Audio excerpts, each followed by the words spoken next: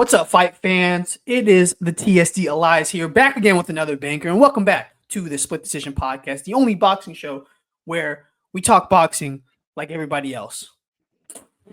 Exactly. That's exactly why you should listen. Because, why listen to everyone else when you could hear the same thing here?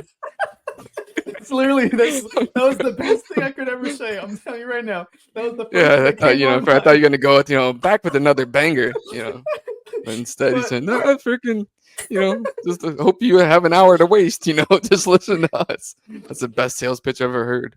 Hey, Michael Scott right here. Michael Scott Dunder Mifflin. Yeah. But we're back again with another banger. Episode 10. I can't believe it's been 10 episodes. Granted, it took a long time for us to get to 10 episodes. It's been quite spaced out, but we're here, that's all that matters. It's all that matters.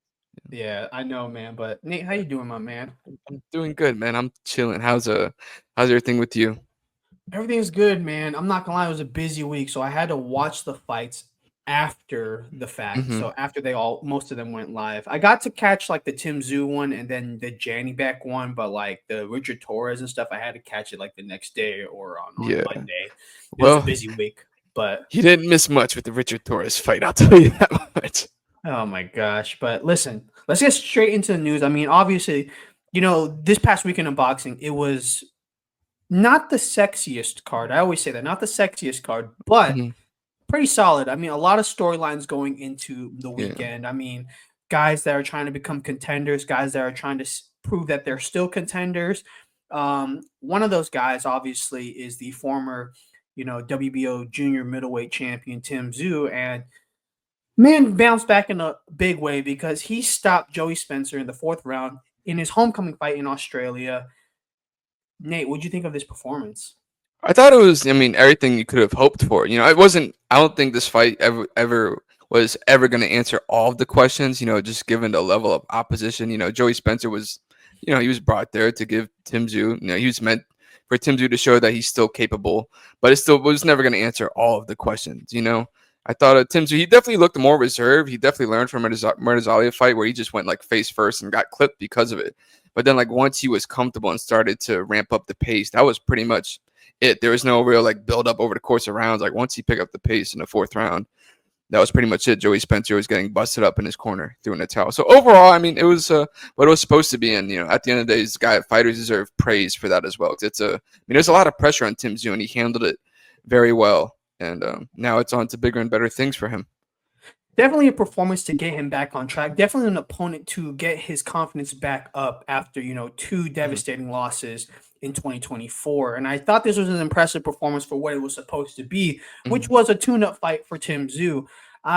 Like you kind of mentioned, man, the pressure that he put, it was very similar to what we usually see from Tim Tszyu. He always likes to kind of impose his will, but you kind of saw kind of a smart, calculated pressure. He really looked like he was taking his time, looking like he was setting up shots. But then once he smelled blood, it was a typical Tim Tszyu night. It wasn't like the Bakram fight, the Marrero fight, where he was just kind of pushing forward like aimlessly without any real intuition, any real IQ and stuff like that. He was really just trying to force a war instead of letting a war come to him. So I really thought this was a very good bounce back performance. Man, it was something much needed for him to really put himself back in the conversation as one of the top, 154 pounders in the world today. With this victory, you could say there's title fights, in the near future, but I think one fight that most people are anticipating is next is something that was supposed to happen over a year ago. We're talking the Keith Thurman fight. Do you think that's what's next? Yeah, I think it has to be. You brought Keith Thurman to Australia to fight Brock Jarvis. He stops him in the third round. 3 weeks later, Tim Tszyu gets his win by stoppage. Like the timelines match up. Neither guy took that much punishment. Obviously, with training camp and stuff like that, they're gonna need a little bit of time off to recover. But it shouldn't take too long. I think they should run it in the summer. And so it's crazy how much the fight has changed. It's like a year ago, it felt like Thurman was being brought in to elevate Tim Tszyu, add a name, and now it's like I still favor Tim Tszyu, but if Thurman were to win, I wouldn't be surprised anymore. On paper, it looks like a closer fight. It's a much Just closer fight compared to when it was supposed to happen last year. yeah. I mean, you know, like you said, you brought Keith Thurman over to Australia for a reason. It's not just because you want him to fight Brock Yeah. Jarvis in his It's comeback not a defense. one-off. Yeah, it shouldn't be a No, one-off. no. This was purposeful, and I think you could possibly even do this in a big stadium. This fight right here, Maybe, yeah. it could be a big stadium. I mean, you did George Kambosos and Devin Haney in a big stadium. Granted, that was for undisputed gold, Yeah. And it was but also the first fight before they moved it to a small arena for the second fight. right, they probably lost a lot of money for that. I'm not gonna lie, but but listen, unlike that, Tim Tszyu is probably the most popular name in Australian boxing. He's like Mhm. the face of Australian boxing. It wouldn't take much for them to, sell out a soccer stadium. You know what I Yeah, mean? I Keith agree. Thurman's a Yeah. household, and Thurman's a household name, man. Mhm. You saw, and when he went to Australia to fight Brock Jarvis, you saw how much support they one time had. Like he had an Yeah. immense amount of Yeah, they support. really respect him. Yeah. And like you mentioned, man, 12 months ago, you wouldn't have thought this fight would be close. You know what I mean? You thought Yeah. this was kind of like the passing of the torch Yeah.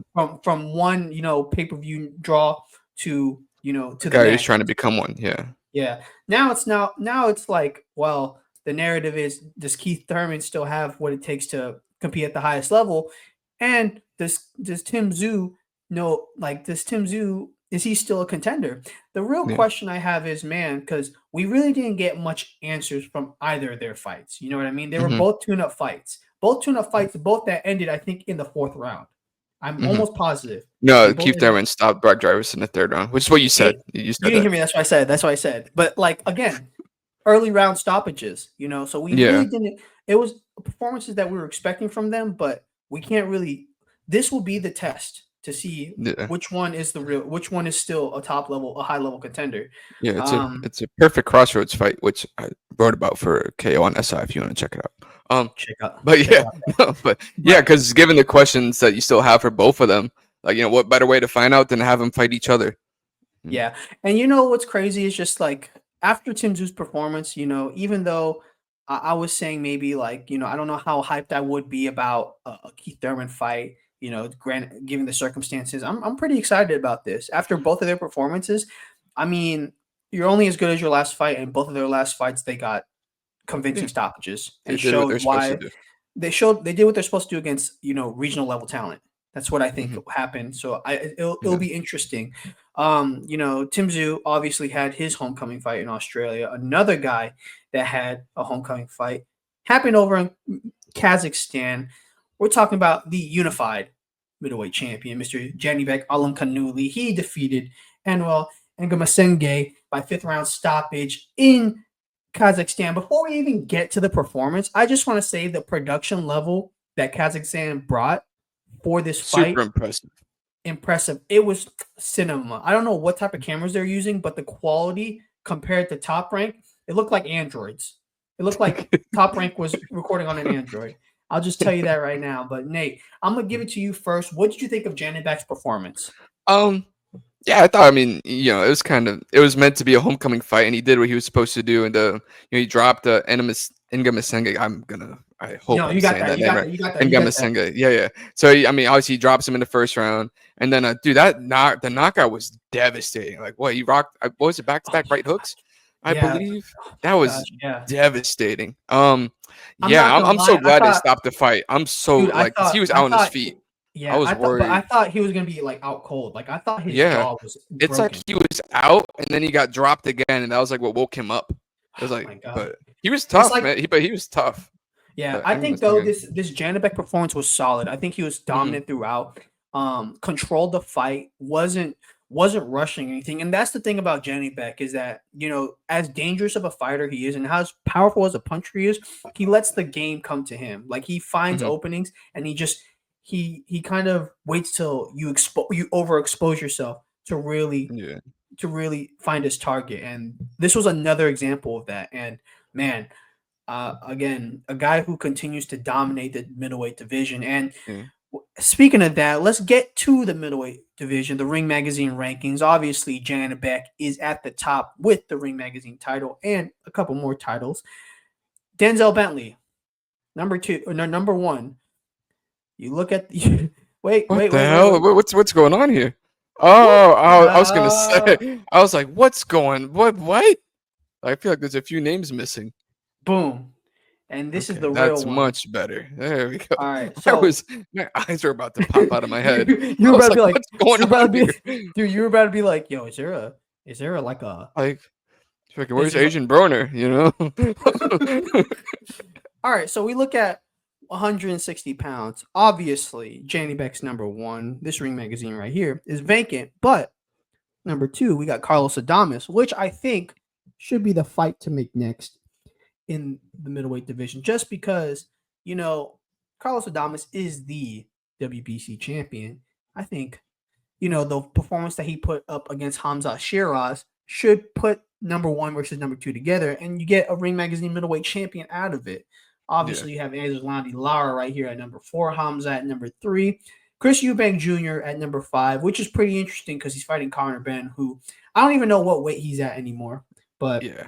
you know, Chris Eubank Jr. is at a very distant number five compared to the other four champions. Hmm. And then 6 through 10, kind of interesting because like you could say numbers 1 through 3 pretty neck and neck in terms of like quality and ratings of a fighter. Erzlani Lara is just a tier below just because of his age, but I still Hmm. think, you know, the transition that he's made to becoming like a real finisher is amazing.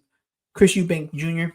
a step below, and then you got these guys from 6 to 10 who I wouldn't. They're very underrated, not household names yet. Yeah. Besides, you could say Shane Mosley Jr., but Shane Mosley Jr. again, not a guy that we consider a true contender yet. You know what I mean? Yeah. But Nate, what do you think about this? You know, the state of the middleweight division. Yeah, I think overall, I mean, it's very top heavy at the moment. I think the obvious next fight, I agree, it should be Jenny Beck versus Carlos Adames. Stylistically, I think it would be a good fight too, just because like Adames is very tricky and he can hit hard, and obviously Jenny Beck's got power too. He's also like he was getting touched up a little bit by Engem Senge. Obviously, it was part of it. Like he didn't really, wasn't really scared of his power, and he's willing to take the give, But yeah, I feel like that's a logical next step, and hopefully that's what's next. If not, maybe it's a unification bout between Lara and Adames. Maybe I don't know, but yeah, at some point we just hope that the champions just fight each other in this era where unification bouts are becoming more and more frequent. You just hope that this division eventually heads down that path as well. Yeah, man. What I would say this right now because of the lack of star power, I think more fights. Hope I mean the realistic goal is that more fights would be made, more quality fights. So you see guys from, 6 to 10 potentially fighting each other. I mean, Kyron Davis, I think that's a guy that is a Super sleeper in this underrated. division. A Super sleeper in this underrated. division. I mean, if he's able to get maybe a fight against, Erzlandi Lara or Carlos Adames, we could be saying like Mhm, again, we could say like this division is changed at a whole nother level. mhm. Uh, middleweight again, very slept on under the rug. We don't know how long Janey Beck is gonna be at 160 because obviously weight issues in the past and also his desire to move up to 168 Yeah, has been a clear thing. But he's been you calling out know, Canelo for a fat minute too, yeah, which is. we'll see. Mhm, We'll s- mhm. we'll see. But do you think for then his next fight we'll see Janey Beck at middleweight? I think so, just because I don't think he should wait around for Canelo just because of that. Like it's obviously I think he should if he does go up to 168, I think he should get at least one win over quality opposition. And yeah, I think but I mean I think if he could unify, that's the path he should take. Whether or not that happens, so if Top Rank and PBC are actually interested in working together, I mean Johnny Bag versus Adamas is a fight that would make. I mean those are they're two promoters, and it would make plenty of sense to make that fight. But 100%. if I I had to think that guess, I would say that. that's the most that'd probably be the business wise the easier fight to make. Yeah, Plus, but then. it would be for the Ring Magazine title too, Mhm. And then to which move is up to super middleweight with that notch on your belt, like it changes things. He has a case to actually like, okay, like I'm the Ring Magazine Unified Champion at 160. Let me get a yeah. And crack at Canelo, and then it's like, then you speaking of can super see it. middleweight, boom. We look at this division. Where would he fit in here once he makes that move up? Instantly in the top Oh, five. yeah, I would put him ahead of William Skull. Oh wow, Um, you're gonna put him head of IBF champion William Skull, bro. yeah, you damn right I am. Not a second thought about it either. Oh, Edgar Now here's the thing: Berlanga. you wouldn't put him Where is now. he? You wouldn't put him ahead of Caleb Plant, Diego Pacheco, Christian and Billy, Oslace and Iglesias. Not just yet.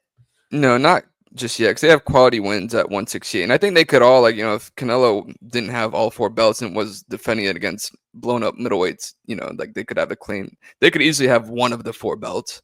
I think they could be legit champions where you wouldn't be like, oh, well, things got like boxing politics is what got them a belt. Like they'd be like full fledged, like that guy is legit, like one of the best middleweights in the world. Yeah, absolutely. And you know what's up? Freaking ESPN, man, it had a very busy Saturday. I mean, in the Oh yeah. afternoon, no man Mhm. promotions with the Janny Beck fight, and then at night, Richard Torres Jr.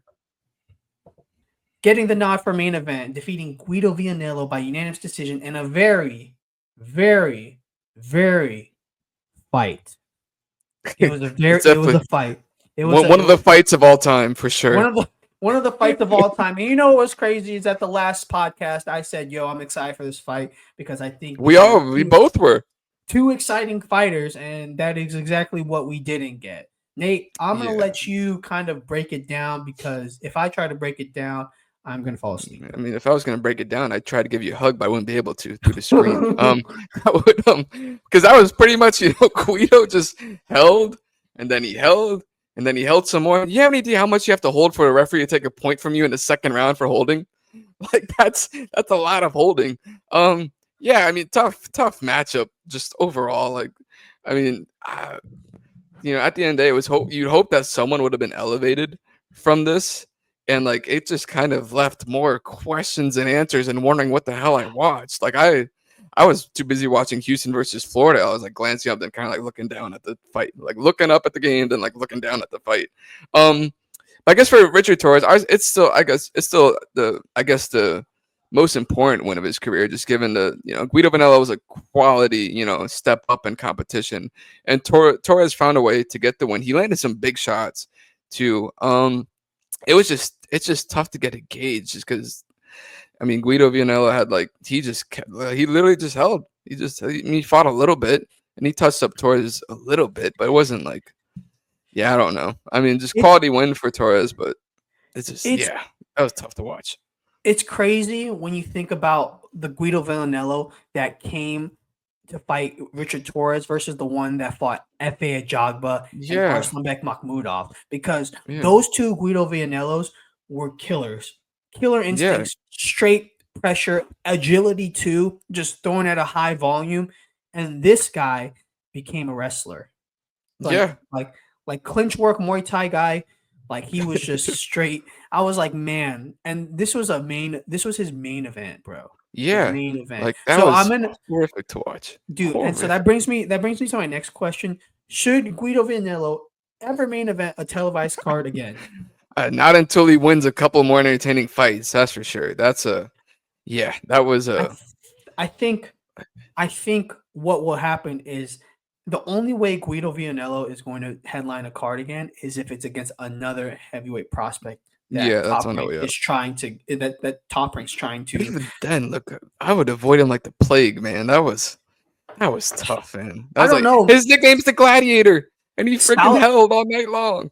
I'll say this: styles make fights, and I think that maybe Richard Torres was just too technical for Guido, and Yeah, Guido kind of was frustrated and didn't know what else to do. I yeah. think that's And what like it could every have been. time got close, he just held him. He didn't try to like a little bit at the end. He started like kind of like like post and then throw. And I was like, where has that been the whole fight? And then he'd go back to holding. It's like, oh my god, Yeah, like, you just found something at work, and now you're going back to what got you in this hold to begin with, dude. yeah.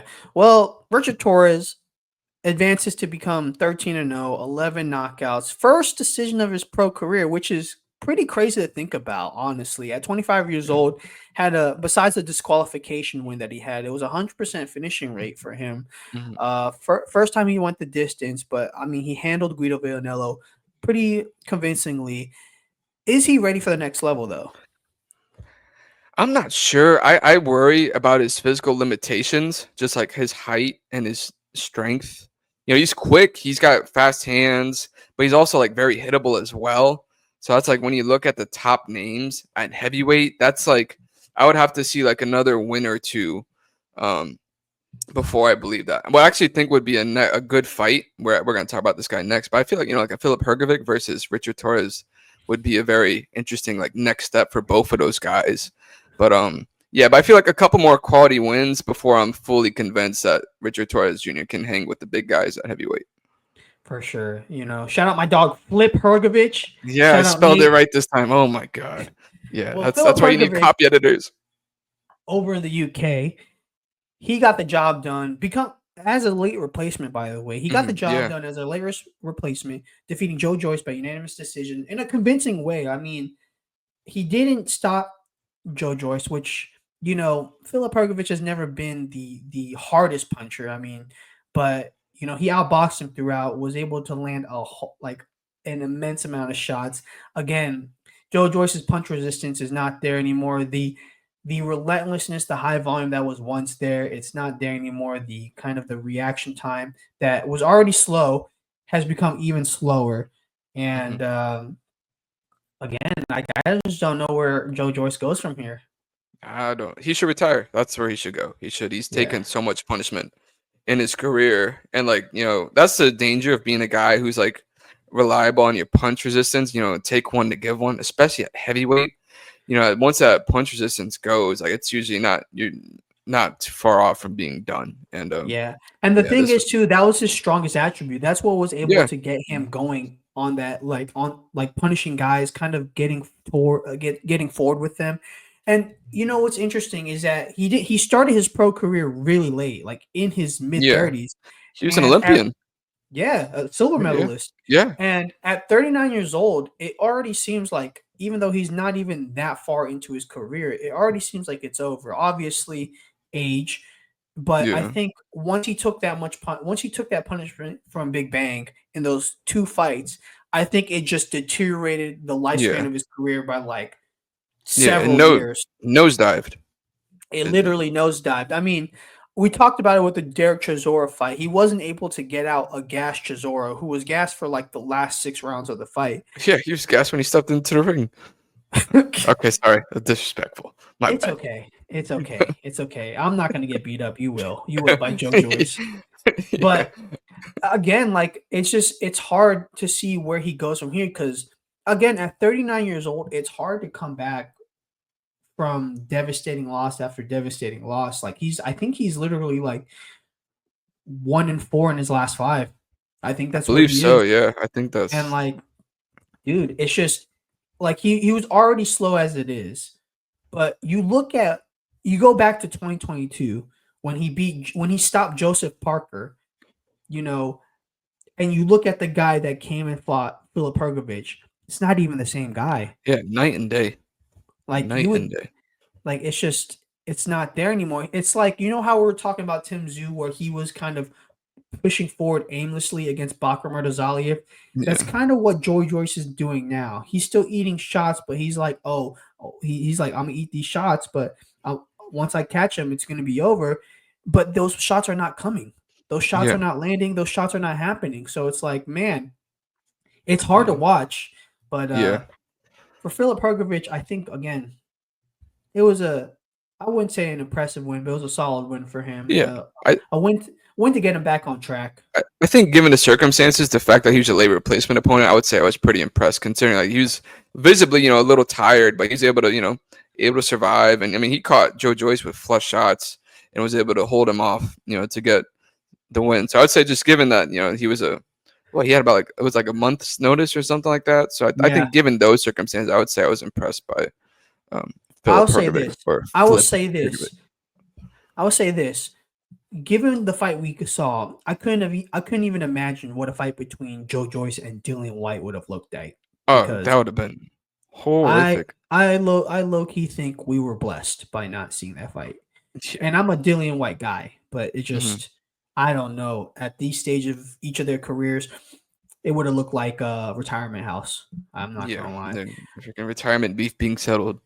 Yeah, but let's look at the Ring Magazine rankings in the heavyweight division. We talked about 2 heavyweights that fought over the weekend. Obviously, our dog Flip Hrgovic right here. Our dog Flip at number 8. He's most likely going to stay at that ranking because he fought Joe Joyce, who was already on a skid. So now the question is, where does Richard Torres belong? Did he potentially crack the top 10? Because F.A. Ajagba is at number 10, but Richard Torres beat Guido Vianello a little more convincingly than F.A. did. F.A. had a little bit of a war to get to that ranking, but then again, it wasn't the most exciting. Yeah, he didn't exactly kick the door down. It's something like. Well, I think Bacoli and Ajaba would probably take care of it for him. I would think Torres probably 11, 12 range. I would say, and then if Ajaba loses, then I would probably set the table for Torres Jr. to crack the top 10. Listen, all I'm saying is this: I'm ready for that fight. I think that's gonna be fireworks. I'm just hoping my dog Martin Bacoli doesn't lose again. Yeah, I hope he's recovered. That's a quick turnaround. Yeah, it's a quick turnaround, and he got legit dropped and hurt. It wasn't like a little bit of punishment. Fight got stopped. He got dropped. He was up. He was doozy. Yeah. I mean, yeah, it was pretty tough. It was pretty tough to watch, but I think because it was a late replacement, it's just for the bag. Hopefully he didn't do too much damage because it was a first round stoppage. It wasn't like he accumulated too much punishment. It was just one shot. Yeah. You didn't hear me. That's why I said second. Yeah, that's why I said second round. You didn't hear me. But yeah, it was a one shot. It wasn't like he accumulated punishment, you know what I mean? Yeah. So I mean, we'll see. We're gonna find out. And it also wasn't on the chin. It was on the temple. Yeah, that's fair. Yeah, it's still worth being worried about. It's not. Yeah, you're obviously. not gonna know until you know. The turnaround is crazy. I'll just say that. But I said second round. You didn't hear me. That's what I said. Yeah, no, that's what I heard. Yeah. But now, I mean, we got to the fight news from over the weekend. I think that was pretty much the major. Yeah, there's some. Abdullah Mason looked good in his first 10-round fight. Lindolfo Delgado defeated what's the guy's name? This is great podcasting. There's but yeah, Abdullah Mason is probably the other notable name that fought and looked good. There's David Adelaide, that whole controversy around that fight. Yeah.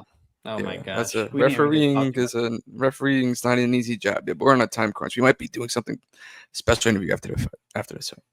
Yeah, so we'll do that later. But listen, let's get into the boxing news real quick because the biggest thing to come out this week so far is that Dmitry Bivol has vacated the WBC light heavyweight title. And all I'm going to say is I hate boxing. I hate boxing so much because what is the point in becoming undisputed if we can't defend the undisputed titles? It's almost like Canelo's the only one to do it, and he did it horribly. He did it so bad. Has he defended it against a super middleweight yet? I guess if you count Munguia, I guess Munguia does count. He does count because he fought a super middleweight. But listen, what are your thoughts on this news? I kind of hate it. I kind of hate it. But I mean, it's just the only thing I'm not gonna really stand is people are like, oh, he ducked Benavidez. No, he vacated his belt to go for a third bout against Arthur MF and Better BF. He ain't going quack. He's walking right back into the fire to fight Better BF again. Dude, I saw what was it, True School Sports, and he was talking about if it looks like a duck, acts like a duck, and quacks, it's a duck. And I was like, well, I'm not gonna lie. I'm not gonna lie. I was like, it's not like he was going to fight a tuna fight. He's going to fight literally another 12 rounds with I mean, again, the hardest hitter at 175. Yeah, that guy had won by knockout in every fight in his career until he fought Bivol. That fight, both of the fights were neck and neck. Those were two of those fights. You could say people have debates over both of those fights still. Mm-hmm. It needs a trilogy, so I understand. Yeah. I just hate the fact that it forced Bivol to relinquish one of his belts. Yeah, it's he rightfully earned. They should have just waited. I don't get why they can Canelo can defend his belt against the freaking local janitor, and then they're gonna sanction the hell out of it. Okay. A little disrespectful. My bad. But what I mean? When you look at the level of opposition that Canelo's defending his belt against, Bivol can. All I'm saying is Canelo Alvarez is going for another undisputed against William Skull, who got that belt from beating Vladimir Shishkin. What kind of sentence did I just say right there? That doesn't even make any sense. None of I guarantee you that last half of the sentence almost sounded like Chinese to people. Because what is that? Let's not. Hey, Shishkin's like the first boxer you had on the podcast, so No, I'm not. It's that's not about. It's not about fun. Vladimir Shishkin. It's about William Skull. Shout out to my Valid. dog Alan, Yeah, Vladimir Shishkin, though. But yeah, but listen, yeah, no, yeah, but it's the truth, though. It's the yeah. truth, and it's not. It's not about Vladimir. It's It's not about hypocrisy. William. It's about. It's about Canelo because Canelo's able to get all these, leeways, but like every other undisputed champion has like the mandatory hits right instantly after they win the belt, and they have like 30 days to negotiate the fights. Like that's Yeah. impossible. That's impossible. And then not only that, while they're trying to negotiate a fight, another sanctioning body is going to announce their mandatory. Yeah, and How are you going to do business? You if can't. the You IBF can't did, that would have schedule been Michael back-to-back Eifert. Oh my gosh. Like Yeah, it's kind of ridiculous, but let's get back on track. Let's kind of get back on focus, man, that's our because tangent for obviously today. with Bivol vacating his WBC belt, David Benavidez is elevated to full champion. I mean, that makes sense. He was the interim champion. Yeah. It sucks that he couldn't win it the right way, but he's won another world champion division. Who should he fight next? Who should be his first title defense? It should be Callum Smith. I don't think this takes much thought. Callum Smith fought he beat Buatsi in a great fight. That was the first fight on the February 22nd card. And that was like the best fight of the night.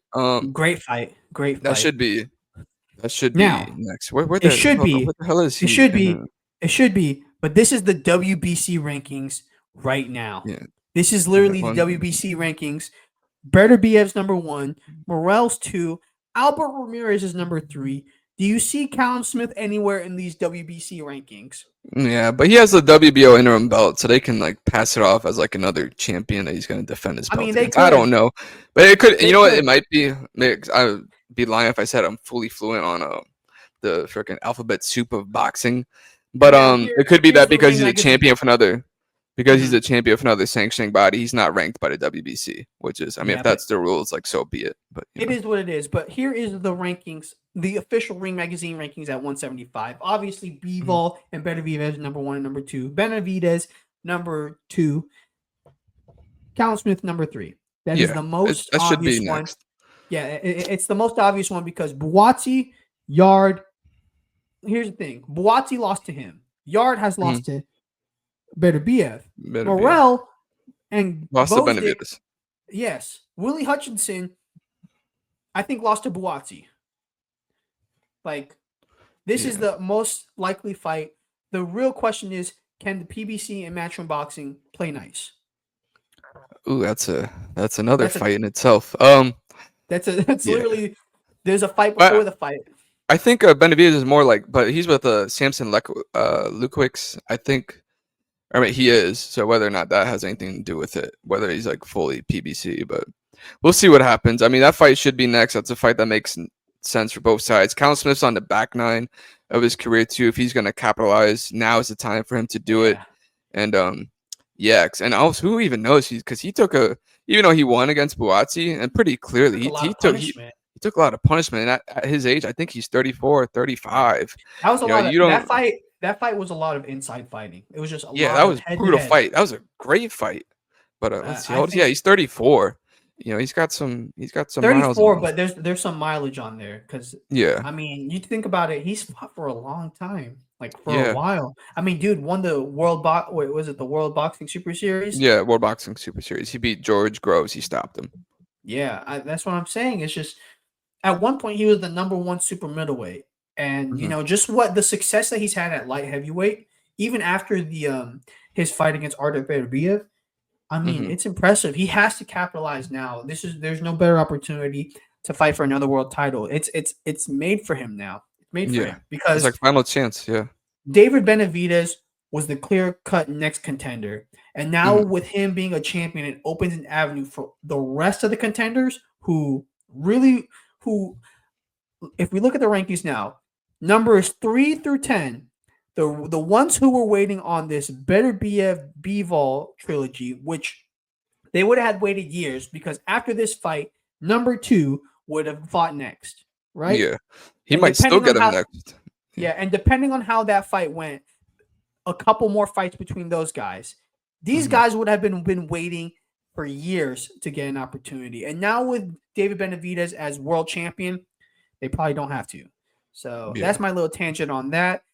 It went off the rails, but dude, yeah, I'm tired of. Sometimes I get tired yeah. of boxing. It's But just yeah. It's speaking a of getting tired of boxing, Richardson Hitchens versus George Kambosos. Richardson Hitchens versus George Kambosos on yeah, June 14th is confirmed. And all I'm gonna say is I'm not surprised. I'm not yeah. surprised. They've been hinting towards this matchup, and now it's the ring. Mike Coppinger reported it, so it seems like it's You hopefully know, it's finalized. We'll see. I'm I'm a, probably gonna wait I'm, for the matchup announcement. I'm gonna show But you something real quick. He's still not on the rankings. He's still not in the top 10. yeah, but They still have Josh. he's number 2 for the IBF for number 4, whatever he is. So that's all that counts. All I'm Um, saying is he's still not in the top 10 of the rankings. They still have Josh he's Taylor number at number 3. 10. He's number No, no. 3 for IBF. IBF. He's not even. Oh my gosh. Okay. What do you think about this matchup? I'll Tell you do I exactly. think? I don't think We much. already talked about it on a previous podcast. I said George Kambosos is going to try to outbox Richardson Hitchens, and every time he tries to outbox a slick boxer, what happens? He gets picked apart. Usually doesn't work. Yeah.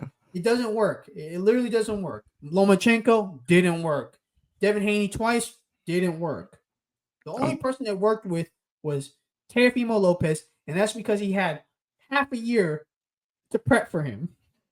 Yeah, I'm trying to remember the last time someone's like capitalized this much off of one win. Dude, Like it's best literally in his career. I can't yeah. even. I have to respect him for that because Oh, for sure. the money he's made, the opportunity that he's gotten, he literally can get a title opportunity after one win Against a late replacement. Jake Jake Wiley. But, dude. and even then it wasn't like, he didn't blow him out. Like Wiley, made him work. Obviously Yeah. Wiley was also training for a fight, and who knows, maybe if like a couple fights Yeah, Wiley but could have again, been this that was level. But either way, that should have been enough to get a title shot. This was a guy that was regional level before fighting George Kambosos. You know what I mean? Mm-hmm. George Kambosos was already in the at world level fighting former world champions. But all I'm saying is this fight, I think, where's it going to take place? MSG? Yeah, the theater at Madison Square Garden. The Hulu Theater? Yeah, whatever it's called. The smaller theater. It's not. The smaller It's the smaller MSG. Yeah. Mini MSG. I think.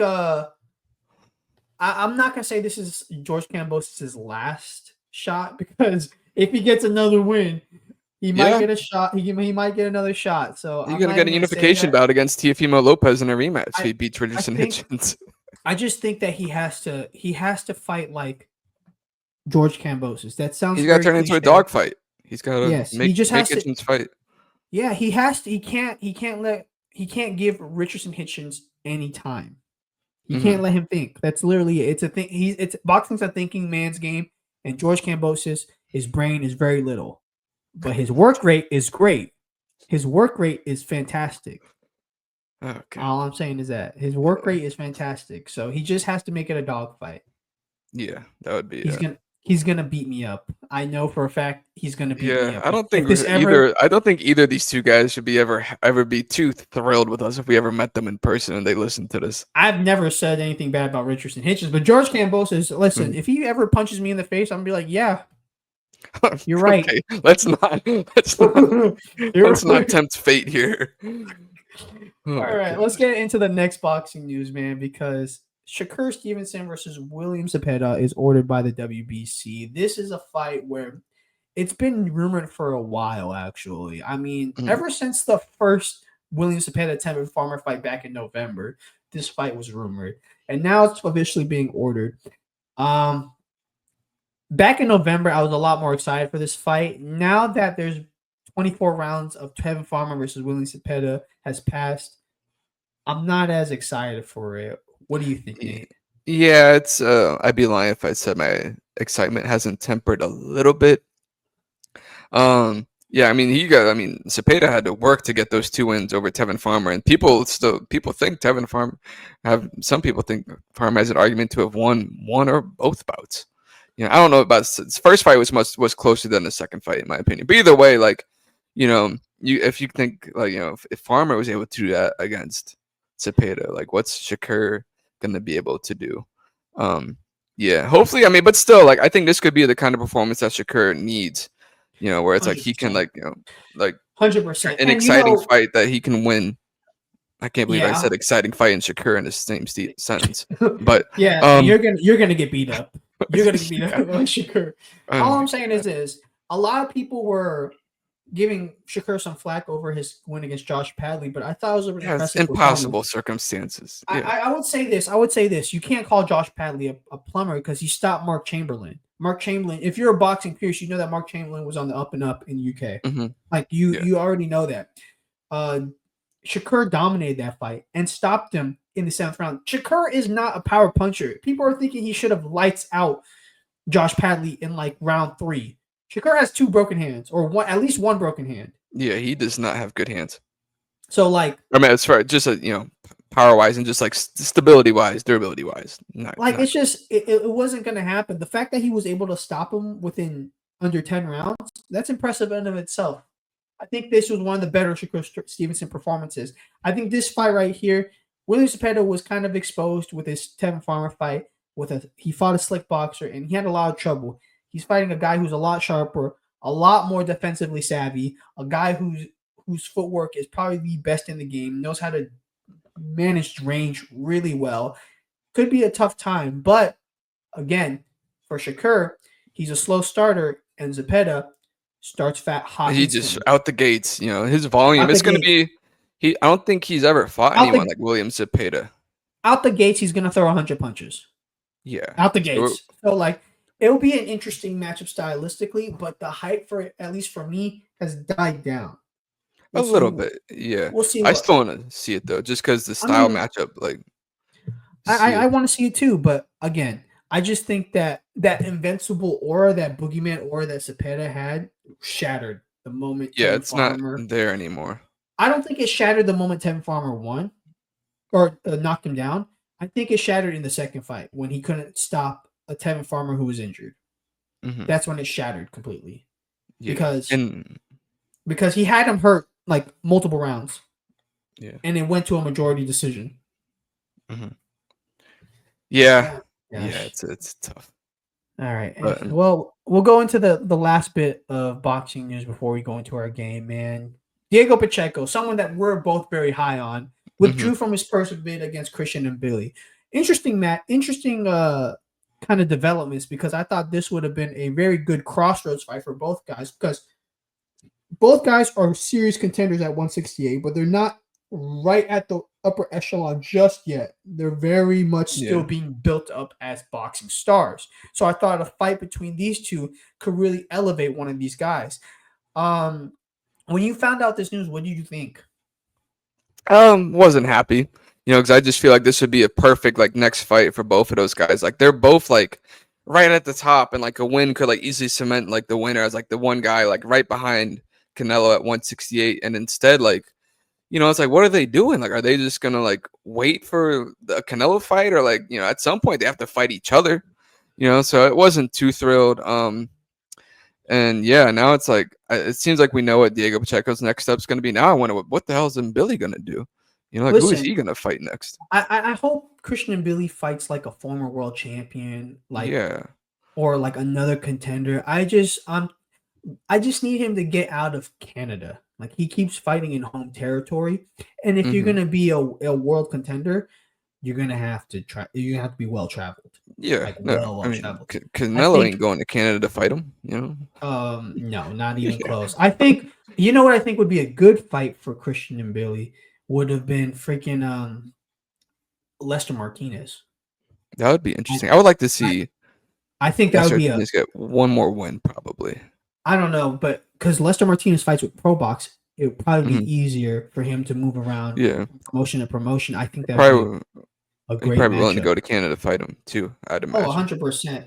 I mean, another guy that could probably fight him is my dog Vladimir Shishkin. And that would be an interesting matchup because Vladimir is a guy who has an interesting style, kind of a Russian guy who fights more of an American style. So Hmm. it's like he fights with a Philly shell, fights off behind his jab and stuff like that. It'll be interesting. I think it'll be something that Christian Billy hasn't seen yet.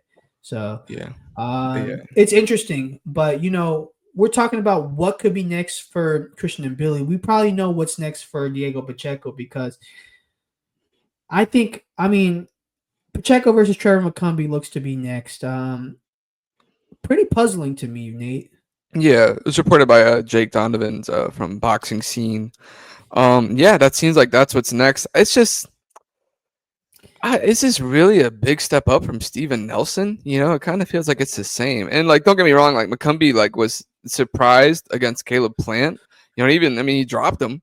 It wasn't like he rocked him. I mean, there was a couple times where it seemed like he might have gotten Plant in trouble, but like I just like a guy that's coming off a loss is now moving is going to get a shot at Pacheco next. It's just kind of like I'm not a big fan of a guy who like lost in an impressive effort getting another big fight like right away. I feel like McCumbee should get like one win and then go into a fight against Pacheco. And for Pacheco, and Billy, like any of the other like decent names at super middleweight that's close to getting a title shot would have made a lot more sense for me. Yeah, I mean, I feel like I know what they're doing. I think Pacheco is trying to take this fight against what's it called, Trevor McCumbee, because Caleb Plant just fought him, and if he's able to stop McCumbee in less rounds than Caleb Plant, they can do a comparison, and that could really build up a fight between Diego Pacheco and Caleb Plant, which I think would be a nice fight in and of That's a good itself. fight. Yeah. We haven't actually talked. There hasn't been real conversations about that fight. But if Pacheco is able to win in impressive fashion and in less rounds than Caleb Plant, that could be a conversation. And you want to know something? I want to bring it back to Christian and Billy real quick because I do remember something. I do remember that Diego Pacheco withdrawing, Kevin Lele Saggio and Christian and Billy were in talks for a fight. And Kevin Lele Saggio out of France, that he fights a lot like Christian and Billy. Very, very strong guy, very physical, a guy who's willing to impose his will. I think that fight is also an IBF title eliminator. Yeah, because if you look at Boxing Scene's rankings, Kevin Lele Saggio's number 5 in the WBO and Billy's number 2. Pacheco's number 1 in the WBO. So if he doesn't, here's the thing, and this is a hot take, not a hot take. It's a lukewarm take because nobody's gonna know what we're talking about if you're not a hardcore boxing fan. If Christian and Billy doesn't get that fight against Lele Saggio, Osle Iglesias is gonna get that. Yeah, 100%. They're both Eye of the Tiger Promotions and Billy and I believe Osle Iglesias as well. Osle Iglesias is the dark horse in the division. I don't think anyone's going to go near him until he gets a shot, until someone forces a champion to fight him, or it's like a bout for a vacant belt. He reminds me of like his journey a lot like Boots, like at welterweight. Like he's like a real like no one really wants to fight him, and he's a guy that like he's gonna stop everybody that's in front of him. Yeah, you know what he's I mean? got scary power. But he also has, what he has, unlike Christian and Billy, who's ranked ahead of him, his ring IQ is like off the charts. Yeah, he's only 27 too. Yeah, he's the IBO champion, which I mean, IBO is not recognized by any sanctioning bodies, but shout out to the IBO. We respect all boxing organizations here. Of course, yeah. Oh, absolutely, for sure. Listen, man, that was all the boxing news that we got. So it's now time for a little game, man. Today, we've done blind rankings, we've done contender and pretenders. It's time for a little tier list, my man. How do you feel about that? I feel like this is going to be interesting. We'll see how it's going to play out. It's going to be okay, but all I'm saying is, today's tier list. I'm very scared of any rankings with you. Has me scared at this point after that whole Adrian Broner thing. Yeah, it is what it is. But today's tier list, we're going to be ranking the heavyweight division. All right. So I have a whole bunch of boxers right here, and we're just going to rank them from either D tier, C tier, B tier, A tier, S tier. S tier is obviously the best. That's world champion. That's world level. That's world champion. Yeah. A tier is like a contender. That's contender. B tier is like you're on the cusp, but you're not yet at one of the top boxers. C tier is like you're kind of mediocre, and then D tier is like trash bag. Are you ready? I'm ready. All right, we're gonna go with a guy that's near and dear to my heart, former WBC heavyweight champion Deontay Wilder. Where do you have him at right now? Currently. Currently, I'd probably go B tier. Which one? B. B tier? Yeah. All right. So now is this based off resume? Is this based off his skill? What It's is where it he is based? now in his career. If we're gonna do like resume, he'd probably be A tier.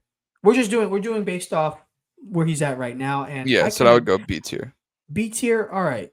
Well, hopefully he can get back on Mm, track against Tyrell Herndon on June mhm. 27th. But I'm gonna put him at B tier as well. I think that is a good tier. Next guy we have is a guy that he's been very closely associated with, Mr. Anthony Joshua. Where is he at? I'm gonna go A tier. A tier. You know, part of me wants to put him at B tier just because I glazed him so hard heading into the Daniel Duval fight.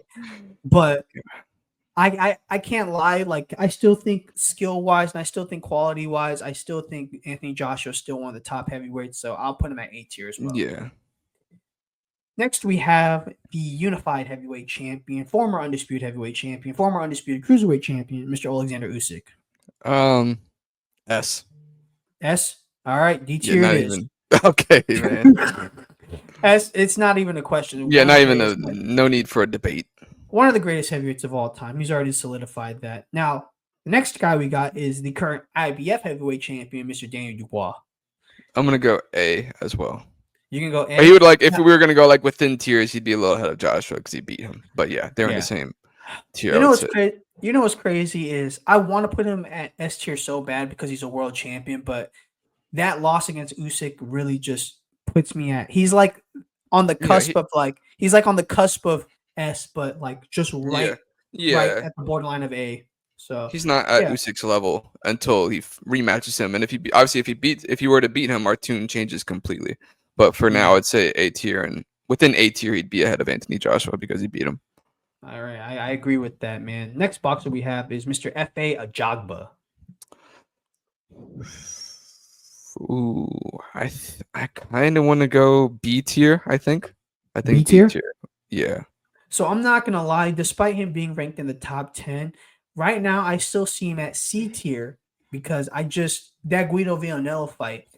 yeah, After seeing what happened with him and Richard Torres Jr., I'm not sure where he's at. I mean, this Martin Bocoli fight is gonna prove where he's at, but right now I'm yeah, at C tier. You're at B tier. yeah. But I can see C tier. Like I'm not gonna because what he lost to Frank Sanchez as well, which is like Yeah, and that's a guy who I consider a B tier fighter too. But yeah. We can we'll go. go B tier. We'll go B tier, but behind Deontay Wilder. Yeah. Next guy we got is a guy who's had a career resurgence, Mr. Joseph Parker. I'll go A tier. A tier. Well, I think he's A tier. I think Yeah. A tier, and I think he'd be ahead of Joshua in the A tier, just because, man, the hot streak that he's on, the wins that Yeah. he's been able to put up, can't. He's undeniable at this point. Yeah, I can see it. Yeah. Next guy he fought over the weekend, Mr. Richard Torres Jr. Ooh. Is this our first C tier level fighter? This might be our first C tier. I think he could definitely eventually move up, but for right now, I'd probably put him C All tier. right. And maybe like close to B, like one solid win and he would be in the B tier, I would say. Yeah. All right. Like he's on his way up. The next guy, the best dancer at heavyweight, the best, Mr. Martin Bacoli. I'd say put him right next to Jogba. You putting him at B tier? B. You would put him at A tier? I mean, I would put him at. You put him at B tier? Yeah, Oh I my mean gosh. he has the win over Jared Anderson, but like Oh I my wouldn't. gosh. What who else has he outside? I mean, for me, he would be B tier. I think he lost to obviously the circumstances weren't ideal against Parker, but like outside of Anderson, like what are his other like super like notable wins that prove he's among that echelon of heavyweight? I mean, okay, he stopped Carlos Takam, but that's not the same. Carlos Takam moves once like getting a title shot. All right. All right. I mean, if you want to We'll put put him him in, at B tier. No. B plus. That's why I put him over Deontay Wilder. We'll put him at B okay, plus. yeah, I would. I would put him ahead of a Jogba and Wilder, but All yeah. right. Next fighter is my dog, Philip Hergovich. Oh, I'm not gonna lie. I am not gonna lie. Ignorance is wanting me to put him at C tier. Ignorance is wanting me to put him at C tier. yeah. But realistically, he is I think he's the close to most. B. He's the most B tier fighter Yeah. so far. Yeah, I he's think been that's like what. knocking on the door for a freaking title shot for the longest time, and then he got that Dubois fight was not Yeah, great for I'll him. put him. I'll put him right behind FA Jogba. I don't know. They're kind of leveled out, but he's Uh-huh. the most B tier fighter so far. All right. Next guy we got a guy who making a lot of waves. I think he could be something special in a few years. Mr. Fabio Wardley. Oh, whew. I kind of. For me, it's between B and C. Whoa. Where would you put him? I would low key put him at B I think tier as well. B. C tier. Okay, we can go B. I I think. would say. I would Yeah, say. but then no, I'd say C because I think he's in a similar boat to Richard Torres, where it's like he's a guy who's on the rise and probably with another win, with a solid win, he would be in that like knocking on the door of a potential title shot, maybe or like close to it. Huh. Because like, what really separates? Like, what would really separate A first round Wardley knockout over from Frazier Frazier? Clark. Okay, fair enough. You A didn't hear me. first That's round what I knockout. said. I said he should be B tier because of that one over Frazier Clark. That's what I said. All I'm saying is this. All I'm saying is this. If we're not, if we're, here's the thing. If we're putting Richard Torres at C tier over a win that was more convincing than a guy that we put at B tier in FA Jogba. We should probably flip him. Hmm. It's not too late to do it. Yeah, let's do it. Freaking You want to just put FA at C tier then? yeah, I think All that's right, fine. cool. Because Sorry. I think Fabio Wardley is a B tier fighter. He's one of those up and comers that's closer to a title shot or closer to a big fight than those two guys. Even though FA is already getting a bigger fight. I'm basing off these performances, but yes. Uh-huh. Are we good on this list so far? I think so. Okay, the next guy we have is Big Bang Zhang. Oh, okay. Let me see. Oh my God, I think I've lost you for a second there. I would go probably. Oh God, that's tough. I probably B tier as well. I would Oh say. my gosh. Oh my What gosh. is there? What you're gonna put him in A? Yes. What? What do you After mean he what? lost to G Cabello? Oh my Oh gosh. I my forgot to God. put him on this list. You forgot to put Cabello on the list? Yeah. Oh Oh my my God. gosh. Oh This my is gosh. All crazy. right. You know what's crazy? So I went to are we go going what happened? go ahead, man. Like I'm in No, keep shambles going, right keep going. now Oh my. because I went Oh to my gosh. our buddy that we're gonna have on for another podcast to break down the fight. I went to text him from my laptop and now I can't see you. I can't see you. Oh, you can't see me at all, but you can Yeah, still just see the the camera. list. I can hear you just fine. I can't see anything you're doing right now. So if you're Oh flicking my me off, gosh. screw you too. Um, I'm trying to get a Caballero no. picture. So there we go. Okay, we got There him. we We're go. good. Yeah, We got him. All right. we're All back in right. So business. we'll put Big Bang in front of Martin Bacoli in the B tier. How about that? Fine with me. Gosh, I think Okay. he's A. Oh, I'm back. I can see you now. That's I because think I had he's full A. screen. I think he's A tier. I think he's A tier. But it is what it is. Mhm. Next guy we have is Michael Hunter. Oh God. Is he the first D tier fighter? I think so. I mean, yeah, obviously, what was he a former cruiserweight champion? I Yeah, forget, but yeah, hey, that's we're doing it based on right now. So, remember, he recently fought on Don King Promotions. okay, That's yeah, instantly D tier right there. that should probably be F tier. I'm not. All I'm kidding. I'm right. kidding. I'm kidding. I'm kidding. Next guy we have another up and comer, actually reigning prospect of the year by according to Ring Magazine. We're talking about Mr. Moses Aitama. Oh, let's see. Do we put him? I'd probably go C tier of Richard Torres. Oh my gosh! So we're Where putting. where are you gonna put him? Oh, I was gonna put him B tier, B. but then again, I was gonna make the comparison to Fabio Wardley, but Fabio Wardley's win against Fraser Clark is Yeah. much more impressive and much more high Yeah. profile. So, all right, yeah, again, I guess we can do that. I Oh, guess. All God. right, next guy we have is Lawrence Okoli, Uh, WBC mandatory Lawrence Okoli. WB. Oh my God, I can't stand some of these people. Oh, probably go C tier. I would say. Yeah, I would do that. I would do that too. I mean, he hasn't had a. He's fought at heavyweight. I think what once. Yeah, well, he just had to win. David. He just had. Jesus Christ, I've got my memory is not great. I don't Just know, but disregard anything I he just said. he recently, before his fight at heavyweight, he recently won the Bridgerweight title.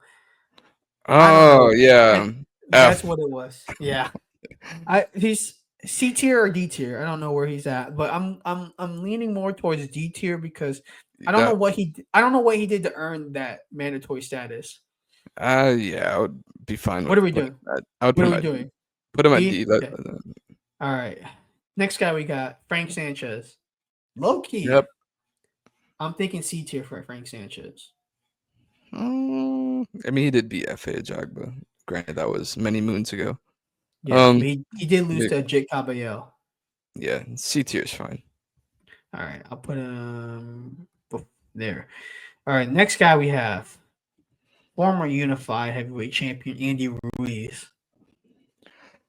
Oh man, Is he a D tier too? Because like, dude, the inactivity and then right recent, now he might be. like, I don't know, because like he's so off the radar. It's kind of crazy. And that performance against Jarrell Miller was not great. Mm-hmm. Yeah, he probably should have lost, even though he got a draw. C tier or D tier, Nate? Let's go D tier. Oh my gosh. All right. Next, we got Big Baby Jarrell Miller. Oh, do we put him in? This between C and D as well. Yeah. If you think he beat Ruiz, you can make a case he's in C tier. But I don't know. And he's fighting Fabio Wardley next too. He just slapped that. I mean, he didn't really. It was more like a love tap, but Yeah, I don't know. I would go C tier. D tier? I said C. I think C. Okay, I was gonna say C too. I think he's like the most borderline C tier that we can give. Okay, we might have our guests waiting on. All right. We're almost done though. Next guy, we'll do this quick. Justice Uni. Oh, C or D? I'm doing C because he's an up and coming prospect out of the Oceanic region. Australia, mate. Next guy, Big Baby Jared Anderson. C. Yeah, it could be D too but we won't even get into that. Next guy, my favorite, Mr. Derek Chisora. Oh, S. Oh God, I'll probably go B. I think. Listen, if you look at his resume, like in totality, But look, even if we're not talking totality, his last few wins, Joe Joyce. Yeah, I mean, they're okay wins. Yeah. Otto Verline. Those are decent wins for a B tier. Yeah. And then the last person, I finally got him on the list, Mr. Ajit Caballero. I would go A. Yeah, I think honestly, I would love to see him fight Usyk. I don't know if that fight's ever gonna happen, but he is the next top heavyweight. I think he is the next top heavyweight. So here is our complete tier list for heavyweight boxers.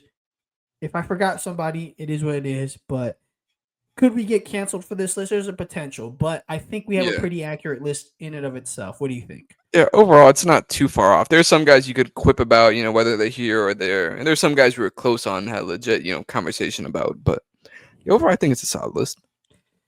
All right, man. So that was the tier list. I think it was pretty fun. But listen, before we wrap things up, any closing thoughts before we wrap things up and kind of get into our next interview?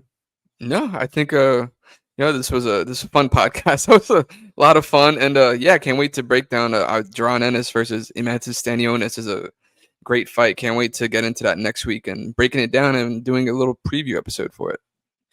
All right. Thank you guys for watching. Be sure to like, share, and subscribe. Follow me on Instagram at The Split Decision. Please subscribe at The Split Decision Network. Follow my dog, Nate, at Nathaniel Marrero. And please follow his KO on SI articles. They're some of the best articles in boxing today. Thank you guys for watching. I'm the TSD Alyas. That's my boy, Nate. And we are out.